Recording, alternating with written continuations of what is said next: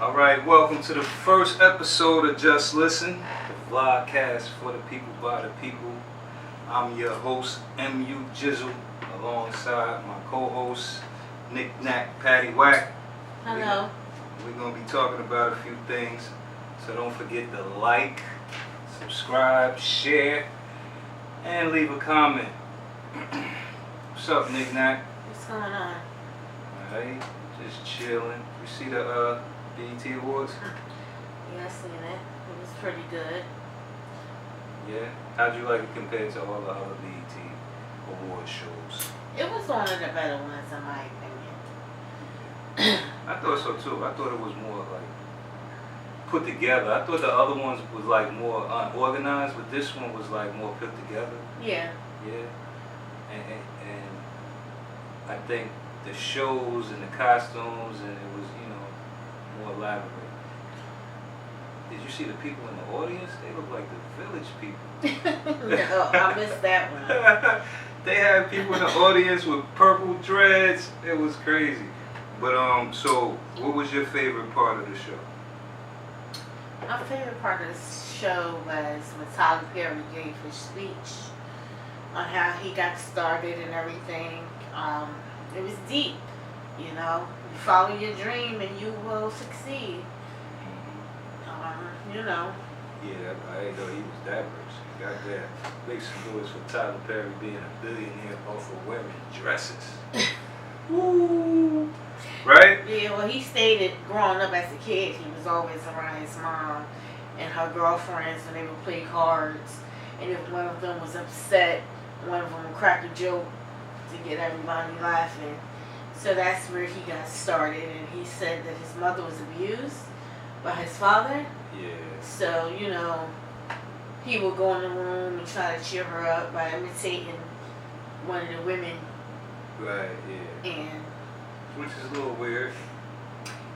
Many might say that, but you know, it is what it is. Many might say that. I like that. I think everybody has a little bit of masculine and a little bit of feminine in them. Talk about it. I mean, well, for example, nowadays, especially, the women have to sometimes take on a role as a man. Let's talk about it. Why you think that is, though? Why you think a woman would have to take a role? Are you talking about like single parenthood? A woman having to take a role as a man? Or yeah, I'm speaking about single motherhood. Because, you know, unfortunately, they won't have that male figure there to help raise their child. So they do their best in being both of both worlds. And with that, they might sometimes forget, I'm a woman. Right. Well, I disagree a little bit. Like, I don't think you being a single parent, you have to take on the role of the other gender. Well, I'm not saying that you have to become a butch or anything of the sort. No, not. But you do have to be stern. Right. To whereas a male figure would definitely be stern. But you don't have to lose your femininity behind it. And you don't. That's why I said some habits, you know. That's the only part I disagree about, the part of a woman having to take a role of a man. Because I don't think the roles are too much different. A parent is a parent, and the best interest is the child. So I don't think like as having a single parent a child for an amount of time, I don't think I had to become more feminine than masculine. Or I don't think I had to become more masculine. I think it's just even kill, yeah, having a level head and just, thinking about what's in the best interest of the child. Well, that's a good way to look at it, but some people, like I said, some people feel as though they have to do that. Yeah. Else they wouldn't get the respect of being a single parent. I agree. You know, as far as a man being more like a woman now, I know it's double standard. I know I shouldn't say this, but... Alright, so don't say it. What do you feel about, right, you just said women have to take, single parents, single women sometimes have to take the role of the other parent, right? How you feel about same-sex parenting?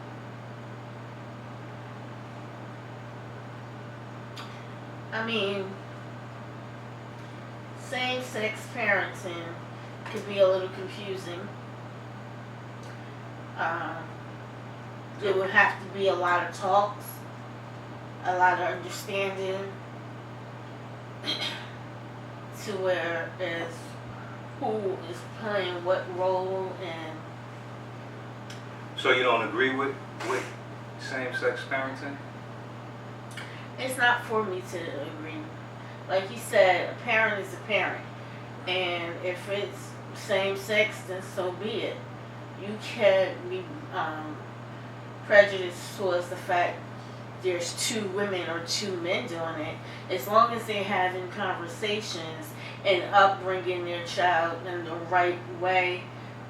Not so to speak right way, because who's to say right from wrong, but as long as they have that talk and that understanding with their child as they get older, so that they can have an understanding as to what it is, I think the child will be okay. If the child so happens to choose to do the same thing, then that's their choice. You can't get mad at the fact that two men want to have a baby or two women want to have a baby. A parent is a parent, and it's all about loving, like you said, and caring, nurturing a child. So I agree with what you said as far as I just don't agree as like, you know, the thing about homosexuality, I don't have any problem with anybody's sexuality, lesbian, gay, transsexual, whatever, LGBTQ, whatever that stands for. I don't even know all of the acronyms, but I don't have a problem with it. I just don't like the fact that you know, when we as a people, right? But we as a people come together for a cause. It's specific. You know what I'm saying? I feel as though I don't have a voice in certain things. As a black man, I believe my voice is limited. That's the reason we're doing this podcast, because it's for the people, by the people. Because I believe my voice is limited. Now I say that to say this. When it comes to LGBTQ rights, women's rights, gun laws, everybody has a cause, right? But Juneteenth came around and we heard nothing. Nobody stood up for reparations. Reparations didn't have a gender attached to it. It was for a specific people who were done wrong, and there was no voice. So I think it's unfair for them to have a voice and an agenda for them, but when it comes to us as a whole, nobody comes to our cause. Nobody comes to rally for us. You feel what I'm saying? Or what is it that you're looking for? Well, we were supposed to get reparations, right? We did 400 years of slavery and all of this stuff, and we were supposed to be repaid for the unjustness that was caused to us, right? And so regardless of the fact, like to me, and I'm no expert or anything, to me, the whole thing about LGBTQ rights, to me, is sexual. Well, it is, because it stands for lesbian, bisexual, Okay. gays, queens, and transsexuals. So that being said, your sexuality is between you and your partner. You understand what I'm saying? Now, if you want to fight to be able to live your life the way you want to live it, I'm fine with that. I'm with you. I don't care if it's two men and two women. I get what you're saying. You're saying that the LGBTQ gets more of a recognition of things that are not as important or of moral value, as opposed to we the people that fought and were slaved and the whole nine. Right. I get you. Like, to me, what would be more important is for us to have our own. Everybody talk about, oh, black people don't have their own. We don't own nothing. We don't have this. We don't have that. But we have an LGBTQ community, right? And which we're part of, right? A lot of people of color, right? Black, brown people in that. Right. And then when we talk about black, brown people as a whole, it seems like they want to discriminate against us now. You're not a part of this as a whole. You understand what I'm saying? I get what you're saying. So, okay, cool. You want to fight for your sexuality. That, to me, is private. But it's more of a moral value too. It's like you're fighting for something that 85-95% of the people do not approve of. And it's not fair that the recognition is outstanding. You have the parades, you have the community. What body of people do they disapprove of more? The black body as a whole or the LGBT community? The black body as a whole. All right, so who needs to be put to the forefront? The black body as a whole or the LGBTQ community? This is what I'm saying. This is also what I'm saying. As a black man, I feel as though I'm being crippled on every level. If I'm a straight man and I say I'm a straight man, there's a problem with that. I'm homophobic, right? If I speak out for myself, there's a problem with that. I'm aggressive. If I grow my hair, there's a problem with that. Well, what you have to do is create your voice. Like these LGBTQ people, it seems as though they're handed everything that it is that they request for recognition. But they have to work hard too. They deal with a lot of bias, a lot of prejudice, a lot of hate crimes go along with them too. I understand. It's just more so that it's not talked about because... So can we say that part of that problem is too that black people as a whole, we don't have anything? No, so what I say is black people as a whole need to stop making excuses, stop feeling sorry, and come together and do something about it. Because if we was to recognize how everybody else, other groups, other religions, other cultures stick together and they get ahead, we're the only ones that's stuck. Right. And that's because we don't know how to come together because you want to be better than the next or you're afraid to speak. Right. Well, I mean, I don't feel as though anybody speaks for us. For the common man. You know what I'm saying? For the person who makes under $100,000 a year, which is the majority of the population, the majority of Americans. There's a statistic that says the average American has less than $300 in his savings account. You know what I'm saying? But anyway, I don't want to talk about them. I want to talk about. So I saw a video on the internet the other day. A friend of mine sent it to me. It was 3 Brazilian women. They say they Brazilian. I don't know. That was chopping up the girl. Yeah. Stabbing her up. Yeah, that was gruesome. I don't see how it is that they get away with doing things as such. Yo, because my thing is this: how is it that they can do that and post that on the internet, but if I take my son to the gun range or something like that, then you know what I'm saying?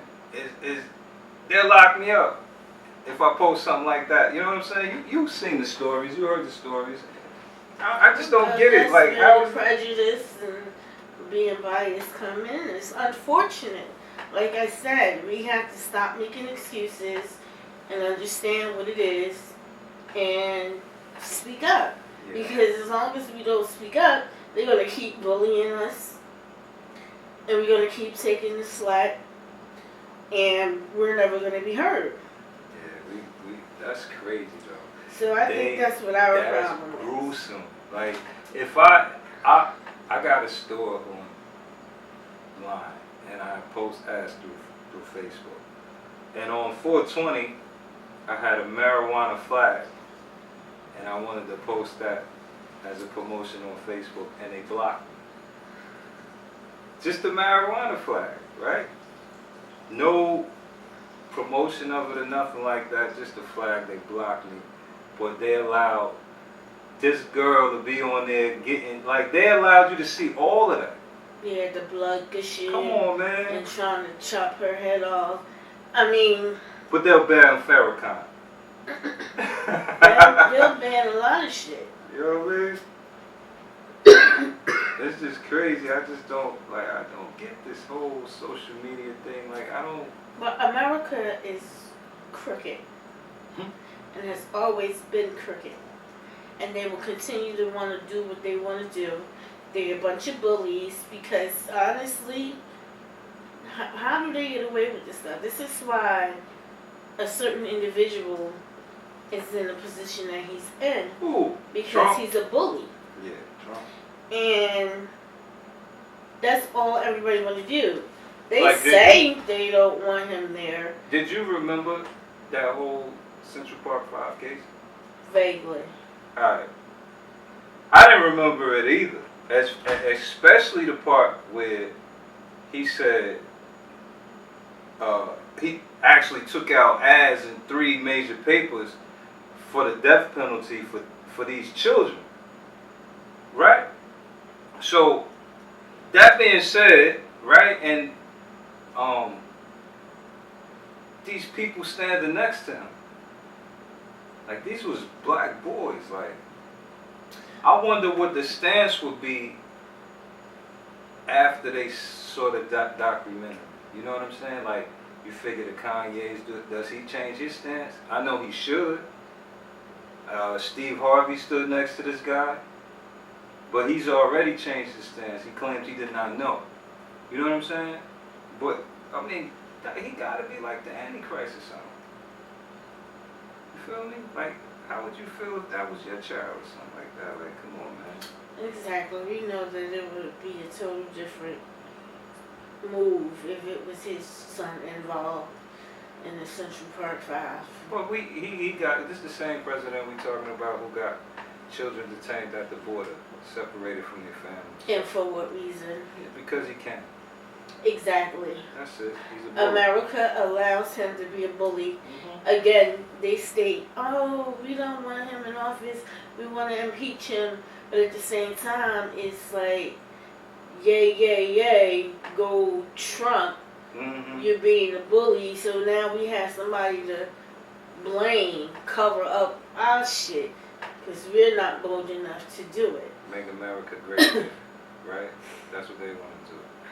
That's what it is. Be the bully, the superpower. Make America great again. You know what I'm saying? White is right. White But here's is white. my thing. How is it that it's okay for you to be a bully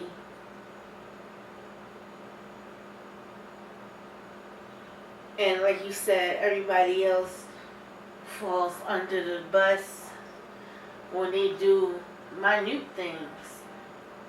Right. It's not okay to be a bully. It's not, but America is making it okay. They had so many things on this man that he could have been impeached by now. But I'm sure But they had stuff on every president, just not him. Yeah, but this president is a different story. He's We're not he's like the about every other godfather. part. You gotta understand that Donald Trump is a godfather. So he like what was the Teflon Don? He's actually acting like the Teflon Don. You know what I'm saying? And so on that note, we're gonna pause for the cause. We be right